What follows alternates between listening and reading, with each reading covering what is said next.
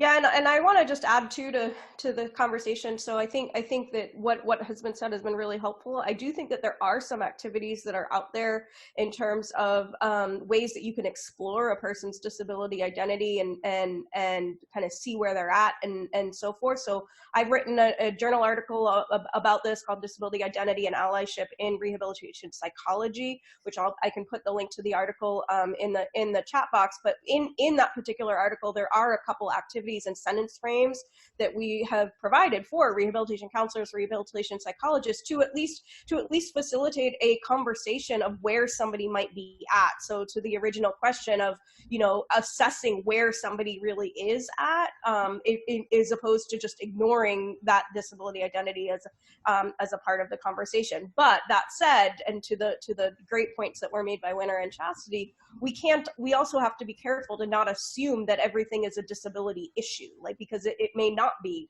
related to their disability in any way, shape, or form. And so the same way that you would be assessing these aspects with any client, you know, making sure that we're not putting too much stock in the fact that you're attributing something to because of a person's disability. That's the cautious part that you have to look out for.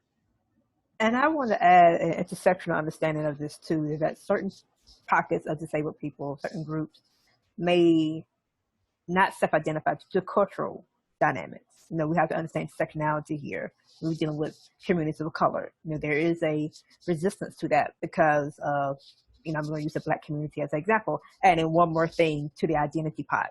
And what does that mean to be a Black disabled person, even if you're somebody who's visibly disabled?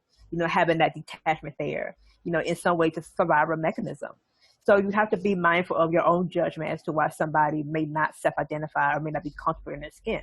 Do they have role models that shows them positive examples of living, being with a disability, being proud of that? Not really, particularly if you want to, you know, look around and see those of color.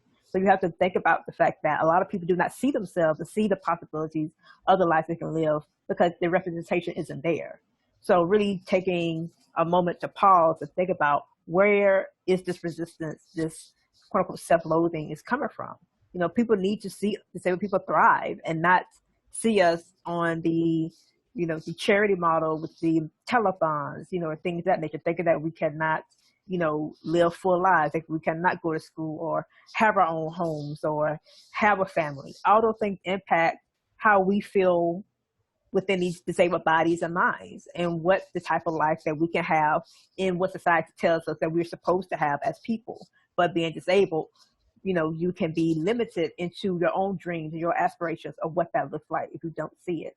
So understanding that it's not just about a self-esteem or self-worth. For some people, it's about not seeing themselves and knowing the possibilities of what it means to live proudly as a disabled person, what it means to be, you know, full in your wholeness and not feeling as if you're not good enough because your body or your mind is disabled and your journey is different from everybody else. Or understanding if you're the only one in your family and community, that isolation in that too.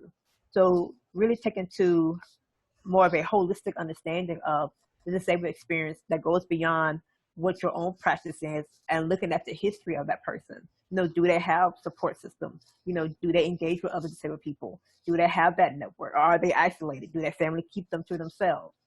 Thinking about all the ways in which a person's understanding of who they are is shaped by what is surrounding them and what's not around them is key too.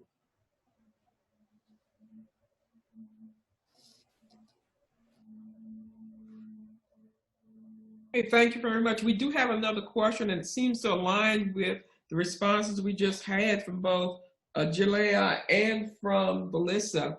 The question says that in my work, it seems challenging to encourage self-advocacy while respecting one's right to self-determine whether or not they will disclose their disability. How can this be done respectfully? Well, I would say nothing's really more important than self-determination. And rather than trying to tell a person what they should do for themselves, you should understand why it is that they may not feel safe or comfortable to disclose their disability, and see if anything can be done about to make their environment more accommodating for them to do that. But still, in some situations, there's really no safe answer to that, and that's why it's so important that self-advocates who are able to speak up and advocate should be listened to. Yeah, and just to add on to what Winter was saying, I think that being able to work with individuals to understand how to navigate these different systems in terms of disclosure and in terms of requesting accommodations and things like that. One of the one of the main challenges that I see as a university professor is the ways in which our students in K-12 receive access to services and accommodations and things like that. It changes almost overnight from the time that they leave the K-12 schooling environment into higher education, or from the K-12 environment into the public workforce, and so forth. And we don't do a very good job at helping to equip these individuals to know how those systems change, how to navigate and request accommodations, and how to go through all of those processes. And I think for those of you who are aspiring to be rehabilitation counselors, working especially with that transition age, that high school age, kind of thinking of more like that, the voc rehabs kind of side of things, you're going to be on those front lines and as that resource to really help individuals to navigate those systems and so forth. So I just wanted to add that as another way that you might be able to address that. One of the things that I cannot stress enough what Ms. Pratt was just talking about, or Professor Pratt, it is amazing. I remember going from high school to college and then college to working, and that's a whole new set of people every time, right? So like you go from high school not having or having whatever kind of issue or what kind of support you had. Then I went to college, and I live in Richmond, Kentucky, so I went to Eastern Kentucky University for college and went to Model, which was Eastern's elementary school. So I actually I was on the same campus for like almost 20 years, right? I went from K to 12 on Eastern's campus in a school within Eastern. But when I went to Eastern Kentucky University as a college student, it was a whole new set of people to learn, a whole new set of disability rights to learn, it was, everywhere. Like we still, so many years later, are not real great at the transition stages. And then when you graduate from college, you got to do it all over again. Like she was talking about, you have to learn again, like, who do I ask when I need assistance? Who do I ask about the doors being too heavy for me to get into? Who do I ask about things like that? So anyway, I cannot agree more with what you were just talking about, because we just still don't do a great job of transitioning people from one life span to another. And I think we also have to consider, which disabilities are more easier, quote unquote, to get accommodations. When people have non-apparent or invisible disabilities, they can be a battle to get your accommodations because you look normal or okay.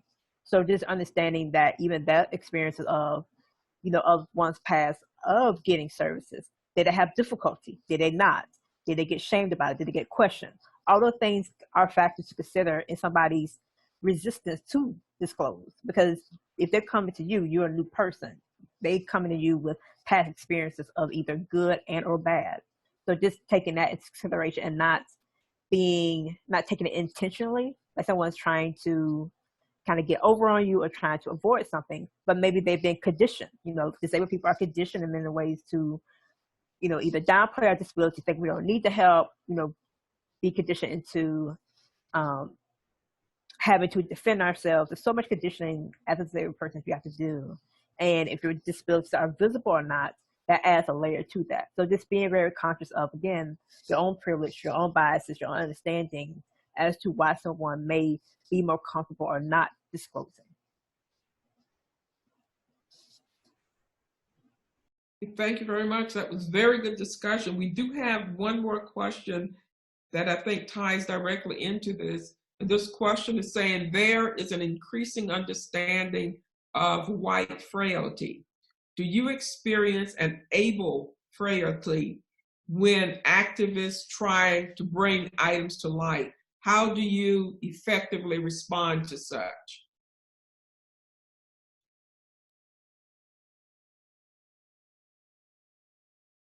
Yeah, so I can start with this. So I think it's an important question, and I think that yes, there is this people are more aware of white fragility and are more aware of kind of how this intersects.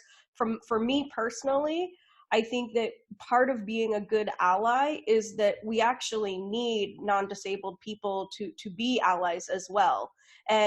So for me, it's kind of this notion that we are sort of kind of all in this together, but I think that there are ways that you can amplify the lived experiences of those with disabilities around you, and you can really be that ally in terms of making sure that those lived experiences are being considered. So for example, I have a friend who very intentionally does not agree to speak at different conferences or speaking engagements or things like that, or agree within her workplace as a rehabilitation professional, just like to serve in a leadership capacity, if there is not also disabled people within that key organizing that's happening, or that committee or whatever. And that's something that she has made that very conscious decision, because she recognizes she is a non-disabled rehabilitation professional, and that her way of being able to tangibly demonstrate that allyship and to help to change that status quo is to take that stance and to be proactive in those spaces. So that's one example. I would like to go to the fact that it's not always on disabled people to teach you everything, and knowing that if a disabled person doesn't want to teach you, that's their right. The same way that if a person of color doesn't want to teach a white person about racism or have those conversations, that's their right too. So just understand that, disabled people already have to exert a lot of labor in the lives that we live every day. And to have to worry about your feelings if you're seeking information, or you wanting answers, or you want to do better, is another act of labor that some of us may not want to do, and knowing that is okay to be told no. Just as if a disabled person calls you out or something, that's for you to process, not for them to assist you in that. So checking your privilege and your feelings at the door. And I'm going to use these words like privilege, bias, etc., because professionals are very resistant into being called out about their whole, frailty or fragility when it comes to this type of thing. And I know I see it within social work spaces where we're trained in one way when it's not always, helpful, to the communities that we serve. So just understanding that disabled people do not have to be your teachers if we don't want to be. There's enough information online with articles, books, research, particularly now with access through the internet, where it's really there for you to really learn about the community, so that disabled people do not have to do that heavy lifting that we have always done in trying to get our lives and experiences heard and respected. The kind of able fragility pushback that I usually get is that I'll tell some professional that their work is harmful or they aren't going far enough, and they will come back that they are trying so hard and they're doing so much, and we should be more grateful for their efforts. It's a kind of defensiveness that doesn't help anybody, and only serves to silence disabled people. Okay, well, this is very good, and it's leading right into our next question. If you can share with us, based on your educational experiences, what do teachers and administrators need to do to not create those ableist environments?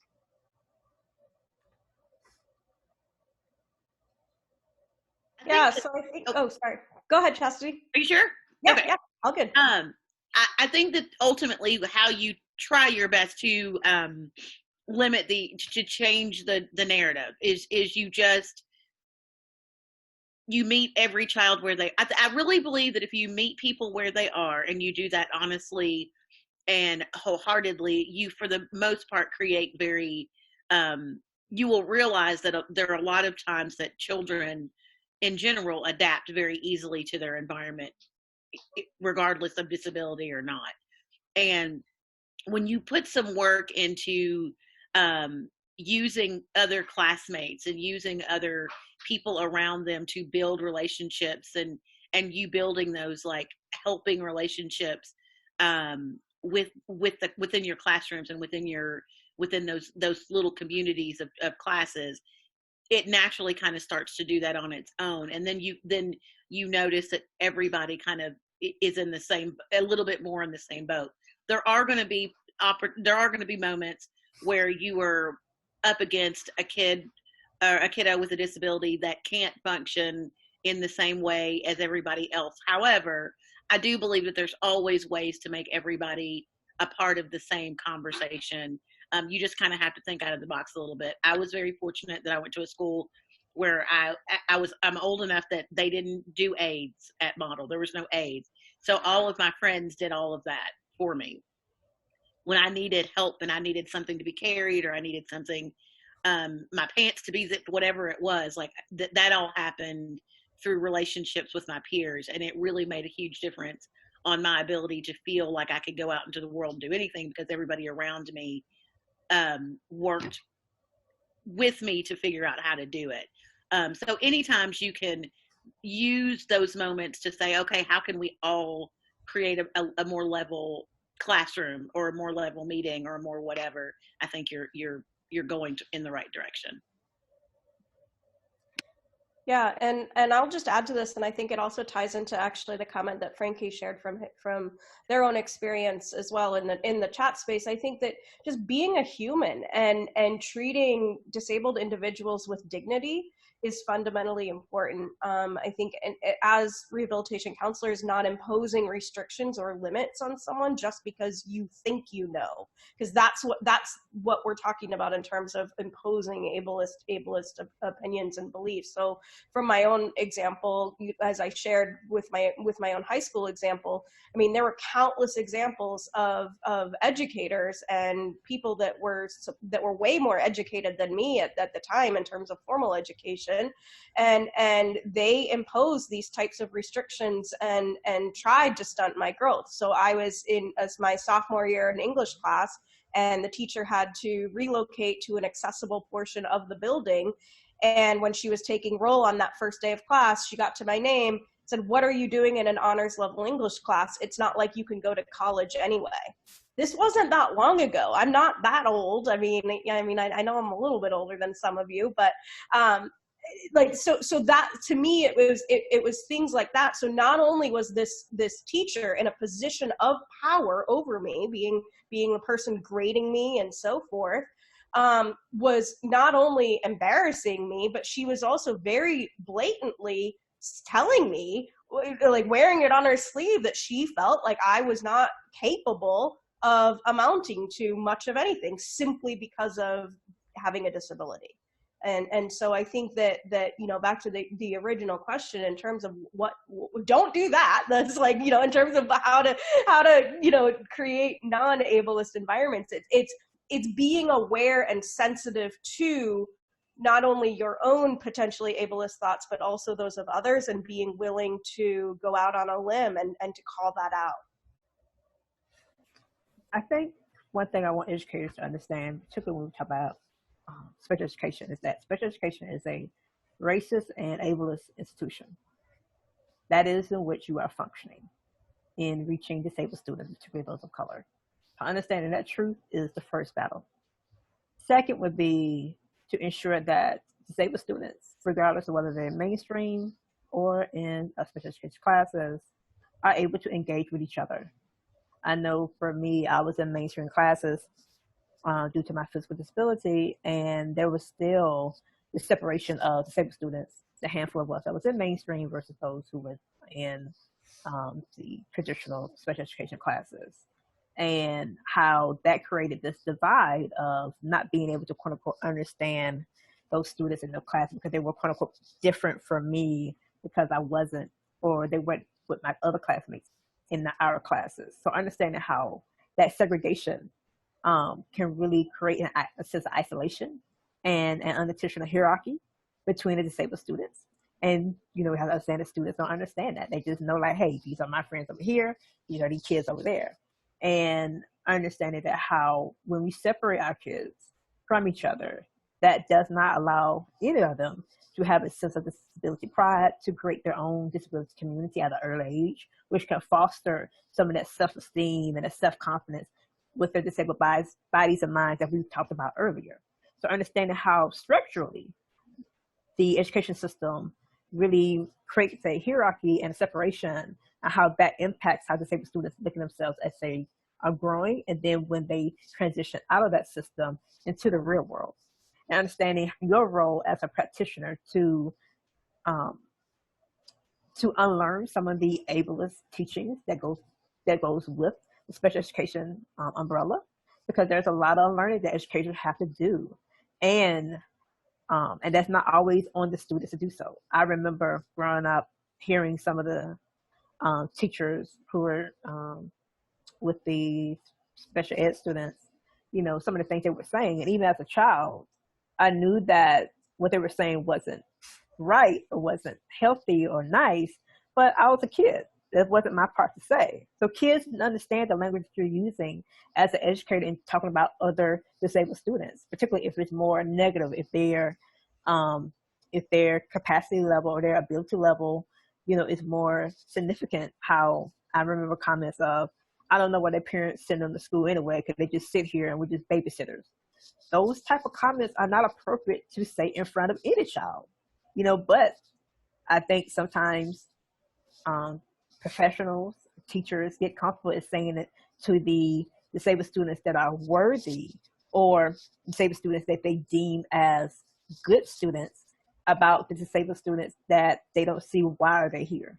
So understanding that your attitudes inside the classroom and outside the classroom can be significant in disabled students understanding each other, and this hierarchy of, I'm a better student because I'm neurotypical, or because I'm able to be in mainstream. But that's not the case at all. And for me, luckily, I attended a predominantly Black school district, so I did not have to counter the racism that some disabled students of color have to in majority white school systems. So understanding that racist parallel and components in our system as well, particularly students of color who may not be deemed appropriate to go into certain achievement levels like AP classes or something like that, because of stereotypes about students with their particular disabilities and their ability level, access to resources, the handling of their IEPs. So understanding how ableism and racism, as well as other isms and phobias, impact the quality, the self-esteem, the social abilities and achievement of disabled students. So the educational system is ableist from the ground up at the classroom level and the institutional level, really. I wrote quite a list of examples last night. I'll just cover a few. Inflexible curriculums and inflexible degree programs are not inclusive of neurodivergent students or anybody with different learning styles. Harsh deadlines and in-person attendance requirements are excluding a lot of disabled people and chronically ill and mentally ill students as well.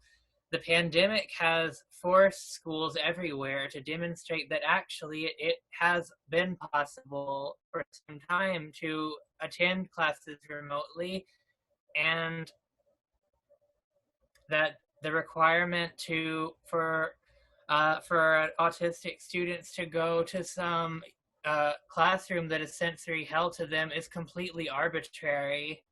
Just to name one example, I think the entire grading system is fundamentally ableist and based on problematic ideas about intelligence.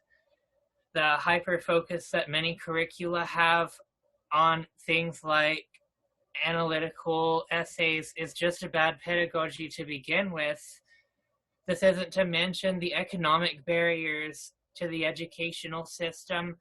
UK, for example, was so reluctant to even ensure basic survival needs to its students that last year students had to go on a hunger strike to demand access to food.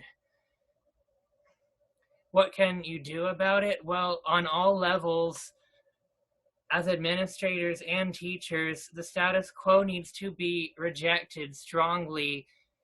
You have to take the courageous move of rejecting this deeply flawed and ableist system. Take risks. Try something experimental. Try anything to try to change how things run in these schools.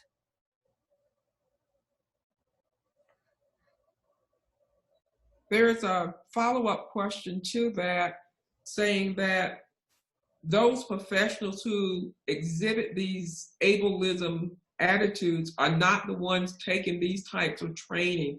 And how do we change that without some type of backlash? Oh, I think oh, sorry. No, go ahead.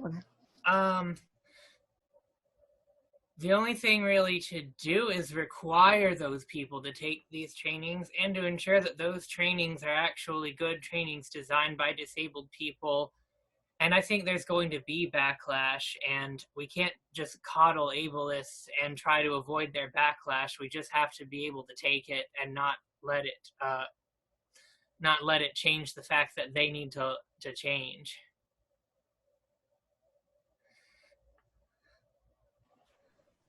I think for me, when I read that question, I was, in my mind frame, I was thinking of professionals, like when it comes to like CEUs, when it comes to the teachers and so on and so forth. I think a lot of these professionals have the training. It's just whether or not they are putting it into practice. I think we have to be mindful of acting as if these professionals have not been given the tools. Some of them may not have, but a good many of them have. And that's still not good enough for them to actually see disabled students, see disabled students as worthy of receiving a quality education. And you cannot change anyone's misperception of a group if they are diehard about continuing to do that type of harm. I think we have to stop, in a way, trying to excuse certain behaviors when we have example by example of either lawsuits or news articles of disabled students being harmed in our schools by our professionals. And no, they're getting training. These people are all professionals here. They had to acquire a degree or certification or so forth to get to that level. So the training has been done. It's whether or not they are adhering to what they have been trained on, or if the training is flawed, updating the training so that it isn't harming disabled students and it isn't used as a way to continue to do that. Yeah, and I'll just add, I think thinking about broader systems changes, that ways that you can address the problem in from multiple ways, multiple facets. So, when I think, personally, I find that mandating training doesn't always lead to the an end result that you really are hoping for. In many cases, not all, but in many cases. So from my perspective, it's okay. So can you bring in guest speakers that are open to all members of an organization, for example, to talk about these types of things, or guest speakers who are able to share lived experiences related to disability, much like what we're doing, but in an atmosphere where maybe you'd be able to get kind of some of those people who aren't like voluntarily signing up for a training, but who are physically in some of those spaces and able to drop in as one example.